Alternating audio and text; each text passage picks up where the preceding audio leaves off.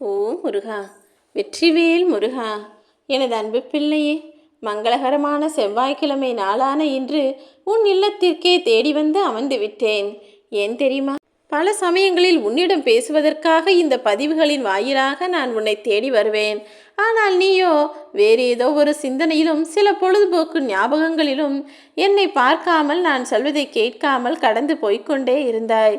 அதனால்தான் இன்று எப்படியாவது உன்னை நேரில் சந்தித்து விட வேண்டுமென உன் இல்லத்தின் வாசலுக்கே வந்து நின்று கொண்டிருக்கிறேன். இனிமேல் நான் கவலை கொள்ள மாட்டேன் என் செல்வமே. இன்றாவது என்னை உள்ளே அழைப்பாய் என்ற நம்பிக்கையோடு தான் உன்னை தேடி வந்தேன். நீயும் அப்படி உன் மனதில் எனக்கு இடம் கொடுத்து விட்டாய். இந்த மங்களகரமான நல்ல நாள் என்பது உனக்கான எல்லா மங்கள காரியங்களையும் நிறைவேற்றி தரும் என இப்போதே நான் உன்னை ஆசீர்வதிக்கிறேன். இனிமேலும் உன் மனதில் தேவையில்லாத எந்த விஷயத்தையும் யோசித்து நீ குழப்பமடையவே கூடாது. அப்படி உன் மனதில் குழப்பம் வரும்போதெல்லாம் ஒரு நிமிடம் மௌனமாக என்னை நினைத்துக்கொள். உன் குழப்பத்திற்கான தீர்வை நானே உன் மனதில் விதைப்பேனேன் செல்வமே. அதேபோல உன் பிரச்சனைகளுக்கான முடிவையும் சந்தோஷத்தையும் கூட நானே உன் மனதில் கொண்டு வந்து சேர்ப்பேன். இனி நீ எதற்காகவும் யாருக்காகவும் கவலைப்படக்கூடாது. உனக்கு நடப்பது எதுவாக இருந்தாலும் அதை அப்படியே அனுபவமாக எடுத்துக்கொண்டு அதிலிருந்து கற்க வேண்டிய பாடங்களை கற்றுக்கொண்டு நீ முன்னேறி போய்கொண்டே இருக்க வேண்டும். அதுதான் உன் வாழ்க்கைக்கு சிறந்தது. அது நடந்து விட்டதே, இது நடந்து விட்டதே என நடந்ததை பற்றியே யோசிக்கவும் வேண்டாம். என்ன நடக்குமோ ஏது நடக்குமோ என எதிர்காலத்தை பார்த்து பயப்படவும் வேண்டாம். நீ நீண்ட தூரம் நடந்து கொண்டே இருந்தால் கால் வலிக்கும். சற்று அமரலாம் என நினைத்தால் கால் வலி போய்விடும் தானே. அதே போலதான் ஐயோ துன்பமாய் இருக்கிறதே, பிரச்சனையாய் இருக்கிறதே என அதை பற்றியே யோசித்தால் மேலும் மேலும் மனதில் பயமும் கவலையும் துன்பமும் தான் வந்து சேரும்.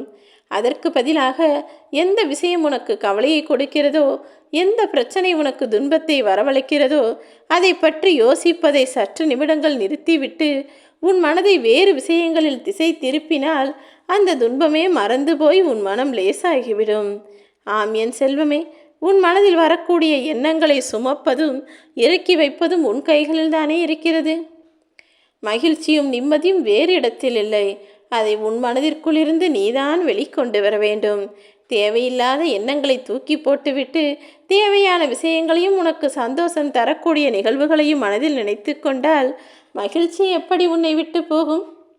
இப்போது கூட உனக்கான சந்தோஷத்தையும் வெற்றியையும் மகிழ்ச்சியையும் நிம்மதி நிறைந்த வாழ்க்கையையும் தர வேண்டும் என்றுதான் உன்னை தேடி வந்தேன். எப்போதும் என்ன நடந்தாலும் அமைதியாய் போய்கொண்டிருக்கும் நதி நீர் போல நீ நல்லதையே நினைத்து நல்லதையே செய்து கொண்டிரு. தேவையில்லாத தீய விஷயங்கள் எல்லாம் குப்பைகள் போல தானாகவே ஒதுங்கிவிடும்படி நான் பார்த்து கொள்கிறேன் என் செல்வமே. குடிசையில் இருப்பவர்களையெல்லாம் ஏழைகள் என நினைத்து விடவும் வேண்டாம்.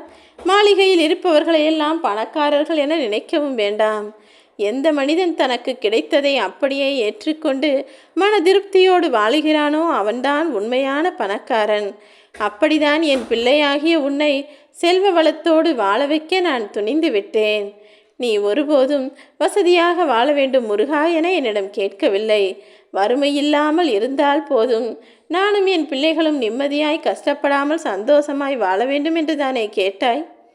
அதே போல வகை வகையாய் நிறைய பேர் வாழ்வது போல ஆடம்பரமாய் வசதியாய் வாழ்ந்து உணவு உண்ண வேண்டும் என ஒருபோதும் என்னிடம் நீ ஆசைப்பட்டு கேட்கவில்லை. நித்தமும் பசி இல்லாத அளவிற்கு வயிறு நிறையக்கூடிய அளவிற்கு எங்களுக்கு உணவை கொடுங்கள் என்று தானே கேட்டாய். ஆடம்பரமாக வாழ ஆசைப்படாமல் அடுத்தவரிடம் கையேந்தாமல் தன்மானத்தோடு வாழ வேண்டும் என்று தானே கேட்டாய். இப்படி உன்னுடைய எல்லா வேண்டுதல்களும் எல்லா எதிர்பார்ப்புகளும் சரியானதாகவும் நியாயமானதாகவும் இருக்கும்போது நான் ஏன் அதை உனக்கு செய்து கொடுக்காமல் இருக்கப் போகிறேன்? நிச்சயம் உன்னுடைய எதிர்பார்ப்புகளை நிறைவேற்றி தரதான் போகிறேன். ஆனால் நீ அதற்கு முன்பாக ஒரு சில விஷயங்களை புரிந்து நடந்து கொள். ஒருவரிடம் பேசும்போது நீ என்ன அர்த்தத்தில் பேசுகிறாய் என்பதை புரிந்து பேச வேண்டும். நீ ஒன்று சொல்லப்போக அவர்கள் அதை வேறு விதமாய் புரிந்து கொள்ளும்படி ஒரு தவறான சூழ்நிலை வரவே கூடாது. நீ எந்த அளவிற்கு உன் வாழ்வில் மிக உயர்ந்த இடத்தை அடைய விரும்புகிறாயோ அந்த அளவிற்கு உனக்கு சோதனைகளும் கஷ்டங்களும் வரதான் செய்யும். அது மட்டுமல்லாமல் உயரிய இடத்தை அடைவதற்காக நீ முயற்சி செய்யும் போதும் முன்னேறி போகும்போதும் பல பேர் தங்களது அர்த்தமற்ற பேச்சுக்களால் உனக்கு கஷ்டங்களை கொடுப்பார்கள். தேவையில்லாமல் உன் மீது வீண்பழி சுமத்துவதும் குறை சொல்வதும் குற்றம் சொல்வதும் நடக்கத்தான் செய்யும். ஆனால் எதையும் பெரிதுபடுத்தாமல் கடந்து போய்கொண்டே இரு. தேவையில்லாமல் யாரோ எதையோ சொன்னார்கள் என நீ கோபப்பட ஆரம்பித்தால் கோபம் என்பது அப்போதைக்கு அந்த பிரச்சனையிலிருந்து உன்னை காப்பாற்றுமே தவிர அது நிரந்தர முடிவு ஆகாது என் செல்வமே. உன் பிரச்சனைகளுக்கான நிரந்தர தீர்வை நான் கொடுக்கிறேன். உன் மனதிற்கு தேவையான சந்தோஷத்தையும் நிம்மதியையும் நான் தருகிறேன். நீ ஏன் தேவையில்லாமல் கோபப்படுகிறாய்? எல்லா சந்தர்ப்பங்களையும் அமைதியோடு எதிர்கொள்ள தயாராகு. எந்த நிலையிலும் நீ பணிவோடு இருந்தால் மட்டும்தான் அது உன்னை உயர்த்தி காட்டும். அதை விட்டுவிட்டு எதற்கெடுத்தாலும் வாக்குவாதம் செய்வதும் வீண் பிரச்சனை செய்வதும் உனக்கு சந்தோஷத்தை கொடுக்காது என் செல்வமே.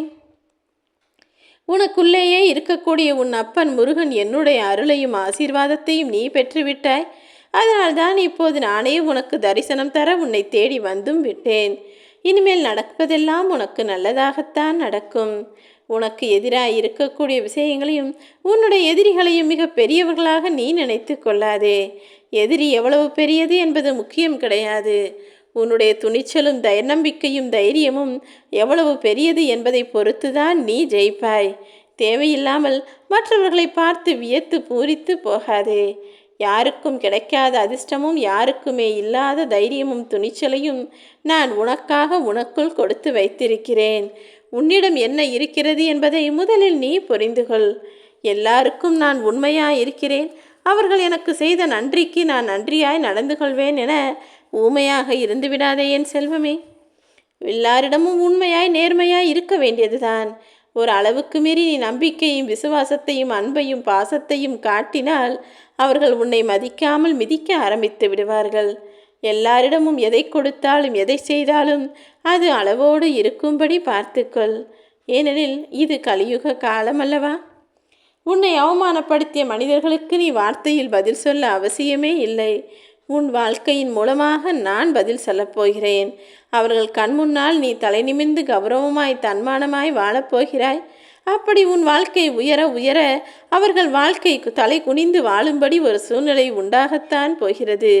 இங்கு பிரச்சனைகளும் சவால்களும் இல்லாத மனிதர்கள் என யாருமே இல்லை. ஆனால் இது எல்லாவற்றையும் தாண்டி நீ எவ்வாறு உன்னை நிலைநிறுத்தி கொண்டு வெற்றி பெறப் போகிறாய் என்பதுதானே முக்கியம். எல்லா விஷயங்களையும் சரி செய்து சமாளிக்கக்கூடிய சக்தியும் திறமையும் உனக்குள் இருக்கும்போது நீ ஏன் கலங்குகிறாய்? இப்பொழுது இருக்கக்கூடிய கலியுக காலத்தில் பல விஷயங்கள் உனக்கு தவறாய் சித்தரிக்கப்பட்டுள்ளது.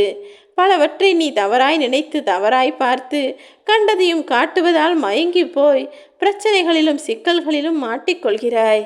தேவையில்லாத பொழுதுபோக்கும் உனக்கு வேண்டாம். தேவையில்லாமல் உன் மனதை மயங்க செய்யக்கூடிய எந்த விஷயமும் உனக்கு வேண்டாம். உன் வாழ்க்கையை அழிக்கக்கூடிய ஆபத்து நிறை விஷயங்களிலிருந்து நீ கொஞ்சம் ஒதுங்கியே இருக்கப்பார். நல்லதை நாடி நல்லதை செய்து நல்ல விஷயங்களை மட்டும் பின்பற்றி தொடர்ந்து செய்ய பழகு. இனி வரப்போகிற நாட்களெல்லாம் உனக்கான நாட்களாக இருக்கும். நிச்சயம் நீ வெற்றி பெறுவாய்.